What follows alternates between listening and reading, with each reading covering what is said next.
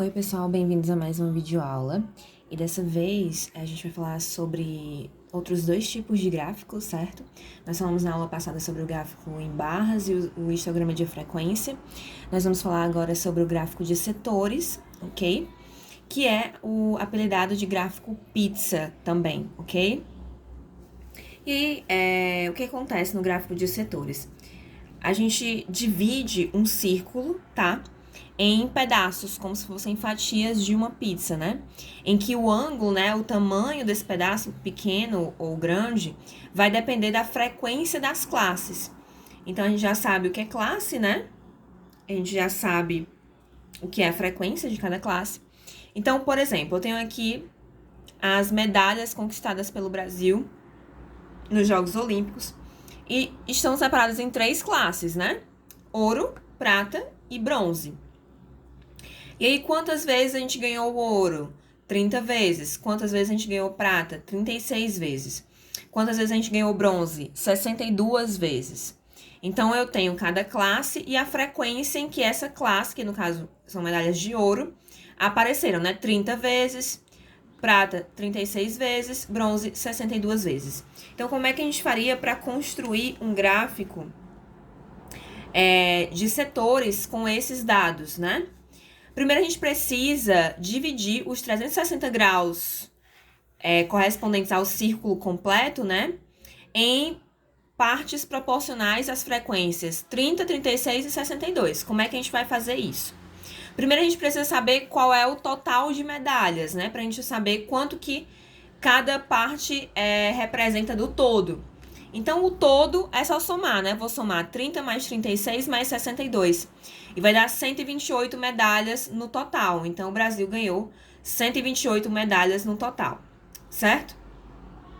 E aí, eu preciso saber qual a fração correspondente de cada tipo de medalha. Então, por exemplo, para eu calcular o ângulo de abertura do setor correspondente às medalhas de ouro, eu preciso saber qual é a fração correspondente do todo que as medalhas de ouro representam. Então, vou pegar a quantidade de medalhas de ouro e dividir pelo total de medalhas, tá? É sempre a parte dividido pelo todo.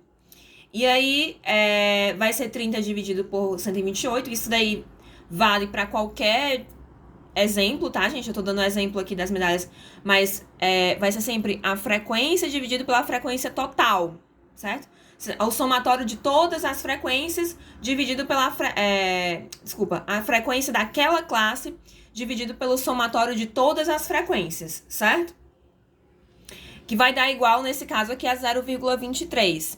E aí, o que eu vou fazer? Eu vou pegar essa fração, 0,23, e vou multiplicar pelos 360 graus do círculo completo para saber que fração do círculo, né, esse valor representa. Então, toda vez que eu multiplico um número por outro com vírgula, né, 0, alguma coisa, eu vou ter sempre um resultado menor. Então, se eu multiplico 360 vezes 0,23, o resultado dessa multiplicação vai ser necessariamente menor do que 360. Então, eu vou descobrir a fração correspondente desse círculo.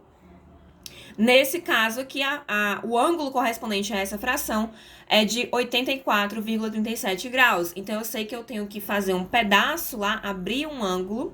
Lembra lá do ângulo interno, o ângulo central? Então, eu tenho que abrir um ângulo central que tenha 87,37 graus, certo? Para representar as medalhas de ouro.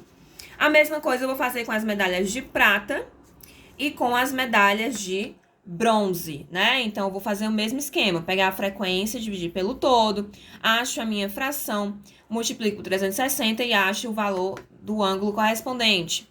A mesma coisa aqui, certo? E aí, quando eu for desenhar, pessoal, eu vou chegar nesse resultado aqui. Eu peguei um transferidor, tá? Mas, assim, vocês não precisam ser tão exatos, ok? Vocês só precisam saber mais ou menos como traçar isso daqui. A gente sabe que o círculo completo são 360 graus e que metade desse círculo é 180 graus. Então, um ângulo, né, que o equivale às medalhas de bronze, que tem 174 graus, é muito próximo de 180, né? É um pouquinho menor. Então, é como se fosse metade do círculo, só que um pouquinho para lá, né? 6 graus a menos do que metade do círculo. A mesma coisa com 84. 84 é muito perto de 90 graus. 90 graus é como se eu pegasse metade do círculo e dividisse em duas partes. É um quarto do círculo, certo? Então, é um pouquinho menor do que um quarto. E 101 é um pouquinho maior do que um quarto, certo? E a soma desses três vai dar justamente os 360 graus total do círculo, ok? Então, esse 84,37 vai representar as medalhas de ouro. Então, todo esse pedaço aqui da pizza, né? Eu vou pintar de uma cor que represente as medalhas de ouro. O outro pedaço que representa as medalhas de prata, certo? Vai ter outra cor.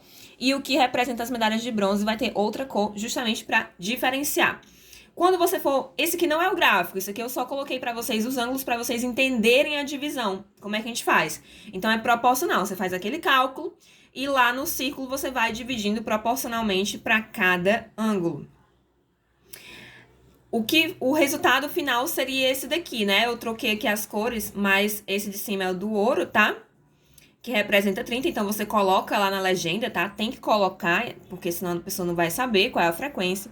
Então, esse pedaço aqui representa as 30 medalhas de ouro, esse pedaço representa as 36 medalhas de prata, e esse pedaço maior representa as 62 medalhas de bronze. Então, esse gráfico, ele é interessante para a gente ver justamente essa relação entre frequências, né? O pedaço maior vai ser justamente do que tem a frequência maior. Então, a gente recebeu muito mais medalhas de bronze do que de ouro e de prata. E a quantidade de medalhas de ouro e de prata foi muito próxima, né? Uma das outras.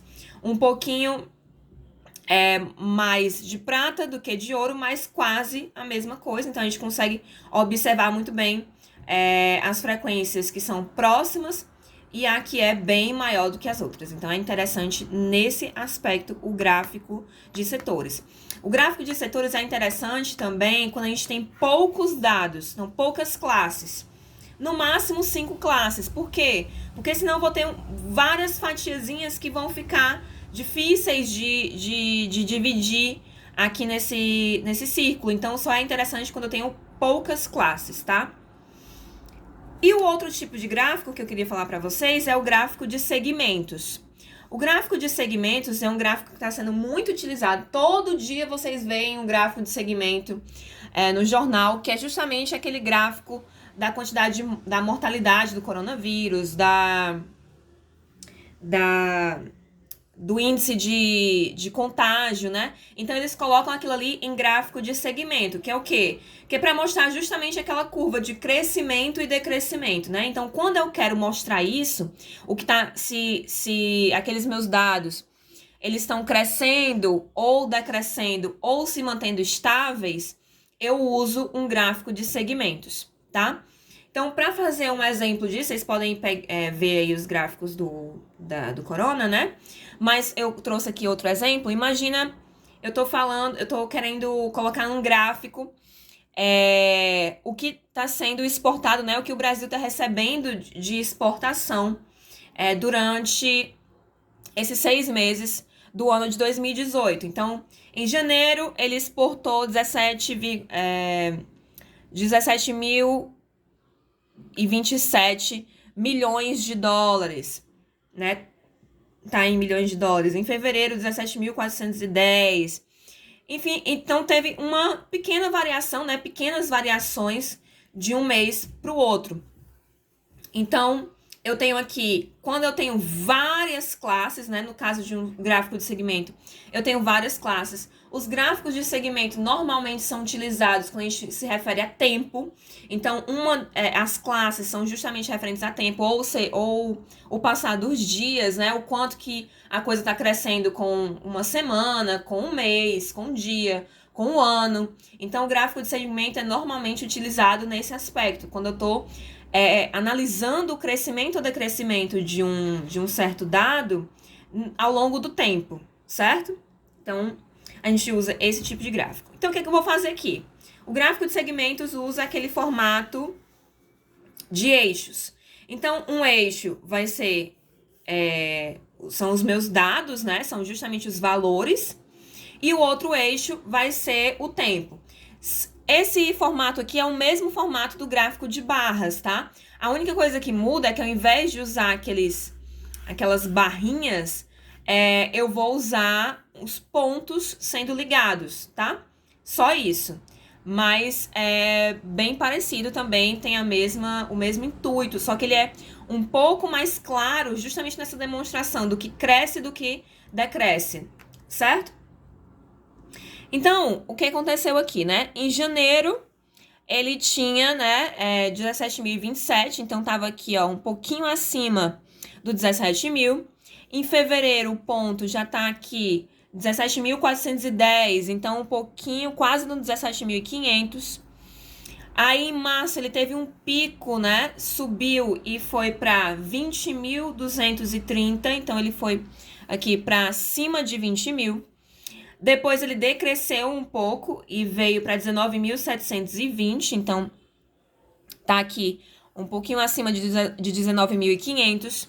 Aí ele decresceu ainda mais em maio e foi para 19.134, aqui um pouquinho acima de 19.000. E em junho ele cresceu novamente e voltou à casa dos 20.000 e foi para 20.066. Aqui um pouquinho acima de 20.000, quase em cima do 20.000, certo? Pessoal, a mesma regra lá do gráfico de barras serve aqui para o gráfico de segmento, tá? Vocês vão ter que espaçar igualmente os dados aqui. Então, como os meus dados estavam variando entre 17.000 e 20.100, mais ou menos, 20.200, eu escolhi que ficaria mais interessante para o meu gráfico colocar os meus dados de 500 em 500. Então, eu comecei aqui com 15.000, porque eu poderia ter começado com 17.000, tá? Mas eu escolhi começar com 15, porque o gráfico poderia começar daqui, certo? Não tem problema algum. Então, eu comecei aqui do 15.000 e fui subindo de 500 em 500, espaçados igualmente, tá, gente? Espaçados igualmente. Então, de 500 para 500... de 15.000 para 15.500, eu tenho esse espaço. De 15.500 para 16.000, mesmo espaço. 16.000 para 16.500 e assim vai, até chegar em 20.000, ok? E aí você faz aquele esqueminha lá, que eu já mostrei para vocês como é que é na aula passada, de alinhar com a régua, né? Eu pego aqui, ó, alinho janeiro e marco aqui, ó, traço uma reta até mais ou menos o valor exato, né, de janeiro. Então, se tá próximo de 17.000, eu não preciso marcar exatamente 17.027. Eu marco um pouquinho acima de 17.000, certo? O importante é que a gente consiga ver esse crescimento e esse decrescimento. Para isso, os dados precisam estar igualmente espaçados e eles precisam ter uma coerência. Isso daí, pessoal, não tem fórmula nenhuma. É isso que eu tô dizendo. Vocês vão ter que analisar os dados da tabela de vocês e vocês vão ter que ver o que fica mais coerente para aquele dado específico. Então, se está variando você tem que ver a amplitude de variação, né? Se está variando entre 17.000 e 20.000, eu vou colocar ali de 500 em 500, de 17.000 até chegar em 20.000. E eu vou conseguir, né, visualizar esse decrescimento ou crescimento, tá? Então, é assim que eu faço um gráfico de segmentos. Bom, pessoal, essa é a nossa última aula. A próxima aula eu venho aqui só pra gente fazer uma revisão pra prova, tá? Eu espero que vocês façam as atividades, tirem as dúvidas de vocês, façam a nossa prova bimestral para todo mundo sair bem esse ano letivo, tá? Um beijo e até a próxima.